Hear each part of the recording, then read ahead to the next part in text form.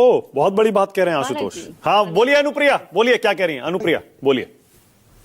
मैं आशुतोष जी को सुन रही थी और मैं उनका सम्मान करती हूँ। शायद जब मैं राजनीति पे ना होंगी तब से मैं उनको देख रही हूँ चैनल पे, और बहुत ही मंझे हुए हैं, बहुत ही स्मार्टली डिलीवर करते हैं। उन्होंने 2020 के बारे में कहा कि भाई 0.303 से गुजर के चली गई गोली और लगा नहीं, लेकिन 24 पे बोलने में डरते हैं कि जिस तरह से इसी तरह का नैरेटिव बनाया गया था। और हमें याद है कि जेडीयू का क्या होगा, क्या उन्हें सीटें मिलेंगी कि नहीं मिलेंगी, क्या वो चुनाव जीतेंगे। माननीय मुख्यमंत्री जी का कार्यशैली यही था और चुनाव जीते थे उन्होंने। और वहां के अभी आपने पूछा क्या तेजस्वी का ऐसा कोई फोटो होता तो शायद आता, फोटो आता नहीं मानक जी है। मैं दिखाना चाहूंगी ये चुनाव के दौरान में किस तरह से तिरंगा का अपमान करे और खड़े हैं, मतलब उत्साहित हो गए, वो खड़े हो गए भाई कि देखा भी नहीं कि तिरंगा है।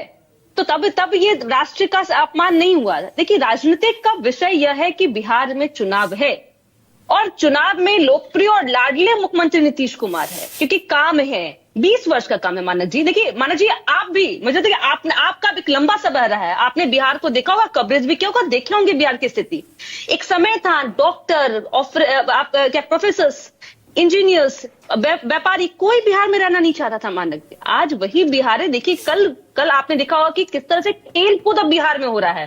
पहले गुंडों का खेल कूद होता था, पहले तमंचे पे खेल होता था, अब यहाँ की में फुटबॉल हो रहा है, यहाँ पे लड़कियां क्रिकेट खेल रही है, यहाँ पे लड़कियां हॉकी खेल रही है। ये बदला बिहार है, ये नीतीश कुमार जी की कार्य। आशुतोष कुछ कहना चाह रहे हैं, आशुतोष बोलिए जल्दी से। आशुतोष देखिए मैं तो एक ही बात जोड़ना चाहूंगा, अगर आप बिहार में कितना विकास हुआ है, खाली पटना एयरपोर्ट पे चले जाइए, आपको अंदाजा लग जाए। जो पटना एयरपोर्ट, आशुतोष जी मुझे अनुप्रिया जी, मैंने संसाधन है हमारे पास में। पटना जी, अनुप्रिया जी, मैंने बीच में आपको नहीं, आज भी हिंदुस्तान के सबसे गैर गुजरे एयरपोर्ट पे पटना है। उत्तर प्रदेश में ऐसे कम से कम 10 एयरपोर्ट होंगे जो स्टेट ऑफ द आर्ट के एयरपोर्ट होंगे। आप पटना के एयरपोर्ट में अगर आप डिपार्चर लाउंज में बैठ जाइए, आपको अंदाजा लगेगा कि आप 20 साल पुराने किसी एयरपोर्ट में बैठे हुए हैं। नीति आप बता दीजिए कि बिहार के अंदर कितने 5 स्टार होटल है। अकेले बनारस के अंदर कम से कम 4-5 हो जाएंगे। मैं 5 स्टार होटल तुलना नहीं कर रहा हूं। दरअसल नीतीश कुमार ने बिहार को निराश किया है अपने पिछले 15 सालों में। जो उम्मीदें, मैं इस बात का, मैं नीतीश कुमार का बहुत बड़ा शुभचिंतक था और मैं शुभचिंतक के अलावा उनका प्रशंसक भी था। जिस तरीके से 2005 से 2010 के बीच में उन्होंने रोड ठीक किया, जिस तरीके से लॉ एंड ऑर्डर को ठीक किया, जिस तरीके से महिलाओं के शिक्षा के बारे में बातचीत की, जिस तरीके से प्राथमिक स्वास्थ्य केंद्र के बारे में बातचीत की, उसने एक उम्मीद जगाई।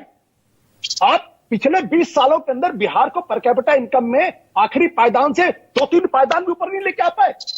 किस तरीके के सुशासन की बात करते हैं? बोलिए अनुप्रिया, जल्दी से बोलिए, फिर आगे जा रहा हूं, बोलिए। बहुत ही दुर्भाग्यपूर्ण है आशुतोष जी। आपको पता है कि आप बनारस से तुलना कर रहे हैं पटना का, जिसकी घनी आबादी कितनी है, और जिस तरह का गड्ढानुमा बिहार हम लोग को मिला था, उसको उभारते उभारते आप यह नहीं बता पाए कि आज देखिए वही एयरपोर्ट एक्सपैंड कर रहा है।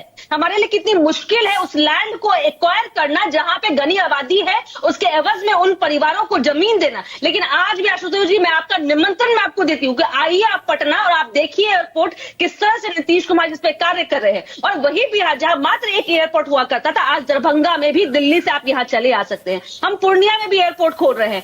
आप बात कर रहे हैं हॉस्पिटल की, वही पीएमसी जो पटना में है, जो पूरे विश्व में 2nd नंबर का हॉस्पिटल होने जा रहा है, यह नीतीश कुमार जी के कार्यशैली है। आशुतोष जी मुझे नहीं पता आप क्यों इतने विफल चुके हैं कि बिहार की प्रगति आपको नहीं दिख रही है। सिर्फ आप 5 साल की बात कर रहे हैं, उस 5 साल के बाद यहां आते आते बिहार, जिसके आज बजट में, देश के बजट में बिहार पे चर्चा हो रही है, वैसा पिछला बिहार। ठीक है, क्या अखिलेश जी क्या कह रहे थे? अखिलेश प्रताप सिंह, अखिलेश जी